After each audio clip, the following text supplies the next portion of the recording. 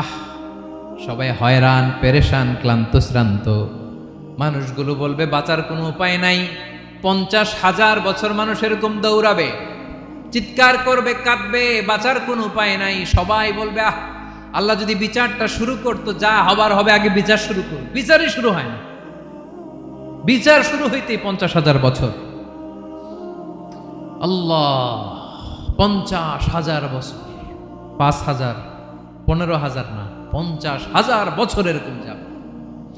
মানুষগুলো কাঁদতে কাঁদতে বলবে, চলো আমরা আদম আলাইহিস সালামের কাছে যাই, যেন আল্লাহরে যে সুপারিশ করে, আল্লাহ আপনি বিচার শুরু করেন। কিয়ামতের ময়দানে সবাই মিলে সাইয়েদনা আদম আলাইহিস সালামের কাছে যেয়ে বলবে, ইয়া আবাল বাশার, ইয়া আউয়ালাল আম্বিয়া, ও আদম নবী, আপনি দুনিয়ার বুকে প্রথম নবী। আল্লাহ নিজ হাতে আপনারে 60 হাত লম্বা করে বানিয়েছেন। আপনার সম্মানে ফেরেশতাদেরকে সেজদা দিতে বলেছেন। দুনিয়ার প্রথম নবী, প্রথম মানুষ আপনি। আপনি আল্লাহরে যে সুপারিশ করেন যেন আল্লাহ বিচার শুরু করে। আদম আলাইহিস সালাম বলবেন, আমি পারবো না, কারণ আল্লাহ আমাকে একটা নিষিদ্ধ গাছের কাছে যেতে নিষেধ করেছিল, আমি ভুল করে এই গাছের ফল খেয়েছি। নাফসি নাফসি, আজকে আমার কি হবে আমি জানি না, আমি বড় লজ্জিত। আমারে যদি আল্লাহ জিজ্ঞেস করে কেন খাইছিলাম, আমার কোনো উত্তর নাই। তোমারে বাঁচামো কেমনে আমি? নবীরা থার করে কাঁপবে সেদিন। আদম আলাইহিস সালাম বলবেন, আমি পারবো না, মাফ করো আমাকে, আমি পারবো না। ওই যে ভুল করে গন্ধম খেয়ে ফেলেছি, নিষিদ্ধ গাছের ফল খেয়ে ফেলেছে, আমি বড় লজ্জিত, অনুতপ্ত, আমি পারবো না।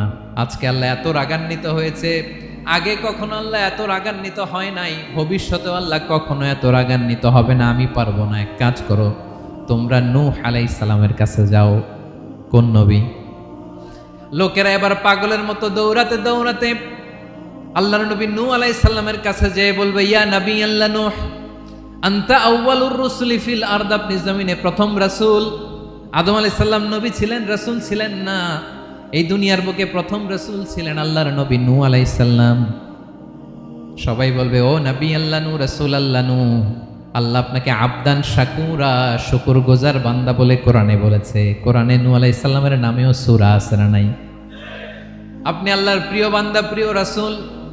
দেখেন আমাদের কি দশা, ঘামতে ঘামতে শেষ। জমিনটা তামার জমিন, সূর্যটা মাথার কাছে, কি করবো আর পারি না, ঘামতে ঘামতে আর কত ঘামবো, কত দাঁড়িয়ে থাকবো। আল্লাহরে যে বলেন বিচার যেন শুরু করে। নূহ আলাইহিস সালাম বলবেন, আমিও পারবো না, আমিও পারবো না, আমি আমার ছেলের জন্য এক কথা বলে ভুল করে ফেলছি।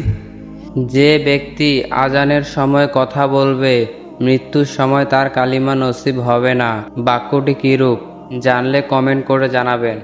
যখন মহাপ্লাবন হবে, আমি বললাম, আল্লাহ আমার কলিজার টুকরা সন্তান রে বাঁচান।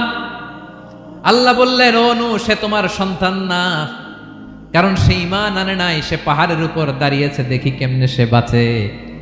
ওই যে আমি একটা না বুঝে আবদার করেছি, আল্লাহ আমার উপর রেগে গিয়েছিলেন। আজকে আল্লাহ ওই ব্যাপারে যদি আমারে প্রশ্ন করে, আমার কোনো জবাব নাই, আমি পারবো না, মাফ করো। তোমরা সবাই মিলে আল্লাহর খালিল ইব্রাহিম আলাইহিস সালামের কাছে যাও। লোকগুলো পাগলের মতো খুঁজতে আরম্ভ করবে, অযুত লক্ষ নিযুত কোটি মানুষের ভিড়ে আল্লাহর খালিল ইব্রাহিমকে যে বলবে, ইয়া খালিলুল্লাহ, ও আল্লাহর খালিল, আল্লাহ আপনাকে বড্ড ভালোবেসেছেন, আপনি কাবা বানিয়েছেন, আল্লাহ আপনাকে বড্ড পছন্দ করেন। দেখেন আমাদের কি অবস্থা। আপনি যে আল্লাহর কাছে সুপারিশ করেন যেন আল্লাহ আজকে বিচার শুরু করে। আল্লাহর নবী ইব্রাহিম বলবেন, আমিও পারবো না, আমি আমার জীবদ্দশায় 3টা মিথ্যা বলেছি। কয়টা? আসলে মিথ্যা না, একটু টুইস্ট করে, কৌশল করে কথা বলেছিলেন, ওইটাকে হাদিসে মিথ্যা বলা হয়েছে। আমি জীবনে 3টা মিথ্যা বলেছি, জীবন বাঁচানোর তাগিদে কৌশল করে 3টা কথা বলেছি। আজকের এই কঠিন ময়দানে আল্লাহ যদি ওই 3টা কথার ব্যাপারে জিজ্ঞেস করে, লজ্জায় আমি মাথা দেখাতে পারবো না, আমিও পারবো না, আমিও পারবো না। আজকে আল্লাহ এত রেগে আছে, আগে কখনো এত রাগে নাই, পরেও রাখবে না। তোমরা সবাই মিলে বনি ইসরাইলের নবী মূসা আলাইহিস সালামের কাছে যাও। সবাই এবার যাবে মূসা আলাইহিস সালামের কাছে, যে বলবে, ইয়া নবী আল্লাহ মূসা, আপনি ছিলেন কালিমুল্লাহ, আল্লাহর সাথে সরাসরি কথা বলতেন। রব্বুল আলামিন আপনাকে তাওরাত কিতাব দিয়েছেন, আপনি যে একটু সুপারিশ করেন। আল্লাহর নবী মূসা বলবেন, মাফ করো, আমিও পারবো না, আমি দুনিয়ার বুকে ভুল করে একটা মানুষকে মেরে ফেলেছি। আমি মারছিলাম আদব শিক্ষা দেওয়ার জন্য এক থাপ্পড়, এই থাপ্পড়ে যে ওই লোক মরেই যাবে আমি জানতাম না। আজকে আল্লাহ যদি জিজ্ঞেস করে কেন মারলা, জবাব আছে? ওই লজ্জায় আমি অনুতপ্ত, আমি পারবো না, আমার এই কথা বলো না, আজকে আল্লাহ বড্ড রেগে আছে, আমি পারবো না, তোমরা আল্লাহর নবী ঈসা আলাইহিস সালামের কাছে যাও।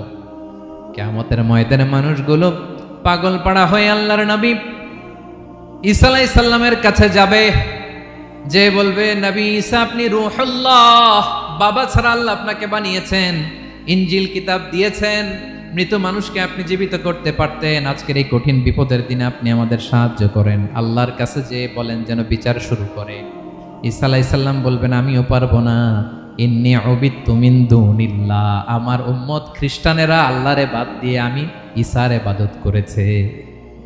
আমার মা ম্যারি আর আমাকে ডাকতো জেসাস ক্রাইস্ট, আমার ইবাদত করেছে, যদিও আমি আমার ইবাদত করতে বলি না। ঈসা আলাইহিস সালামও ইবাদত করতে বলেছেন একজনের, তিনি কে?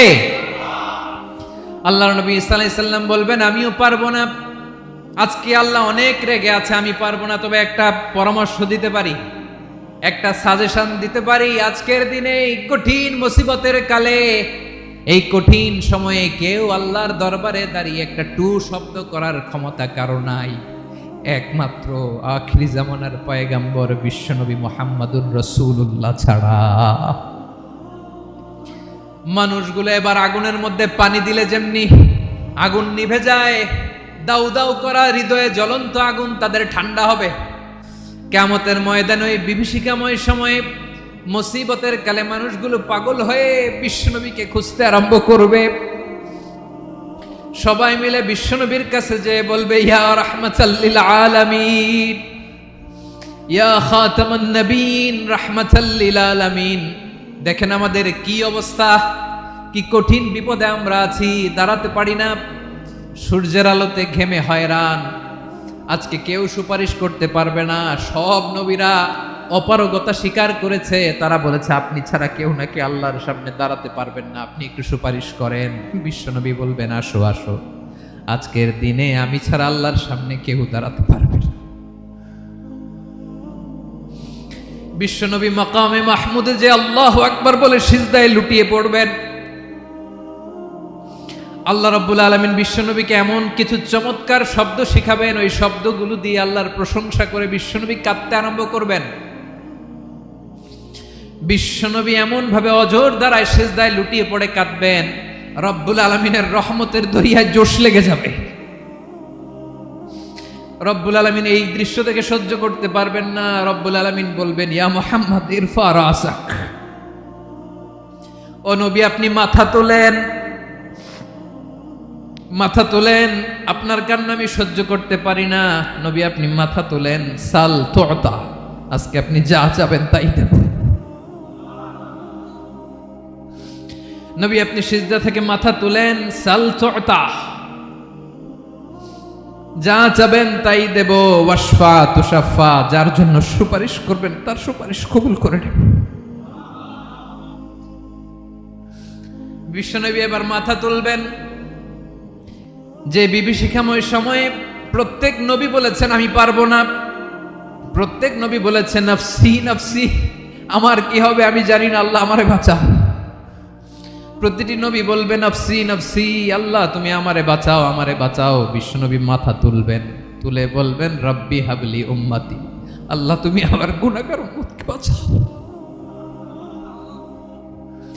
এই দুনিয়ার বুকে রব্বুল আলামিন সব নবীকে একটা করে দাওয়া মুস্তাজাবা দিয়েছেন, মানে যে দোয়া করলে কবুল হয়ে যায় সাথে সাথেই। দাও বিহা, দুনিয়ার সব নবীরা ওই দোয়াটা দুনিয়ায় করে ফেলেছে। সব নবীকে আল্লাহ একটা করে দোয়া দিয়েছেন, নবী দোয়া করলেই কবুল, সব নবীরা ওই দোয়া করে ফেলেছে দুনিয়াতে। বিশ্বনবী বলেন আমি করি নাই। ওয়া ইন্নী আখতাবিউ দাওয়াতি শাফাআতান লি উম্মতি ইয়াউমাল কিয়ামাহ, আমার ওই স্পেশাল দোয়াটা আমি দুনিয়ার বুকে কঠিন বিপদে পড়েও কোনোদিন করি নাই। আমি আমার স্পেশাল দোয়াটা কিয়ামতের দিন আমার গুনাহগার উম্মতকে সুপারিশের জন্য রেখে দিয়েছি।